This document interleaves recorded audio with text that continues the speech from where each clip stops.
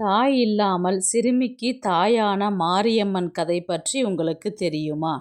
ஒரு தாயின் அரவணைப்பில் இல்லாமல் வளரும் ஒரு குழந்தையின் வலி எவ்வளவு கொடுமையானது தெரியுமா?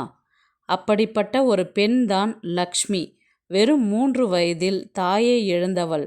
மற்ற குழந்தைகள் அம்மாவின் கதைகள் கேட்கும் பொழுது லக்ஷ்மிக்கு அந்த ஊரின் மாரியம்மன் கோவில்தான் தாயாக இருந்தது.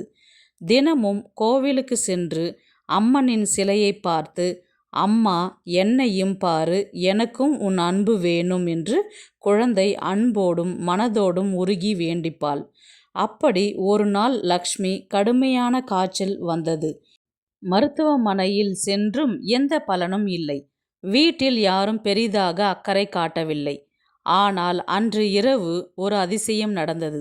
தூங்கிக் கொண்டிருந்த குடும்பத்தினர் லக்ஷ்மியின் அறையில் பச்சை நிறத்தில் புடவை அணிந்து ஒரு பெண் லக்ஷ்மியை தழுவியதும் பேசியதும் பார்த்தார்கள்.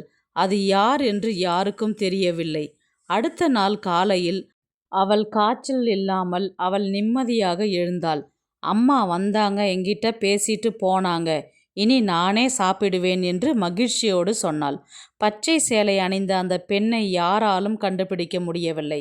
அம்மன் வெறும் தெய்வம் இல்லை, அவள் ஒரு தாய். நம் மனதை புரிந்து நமது வாழ்க்கைக்கு வழிகாட்டும் ஒளி அவள். அம்மனின் அருளை உங்கள் வாழ்க்கையிலும் பெறுங்கள்.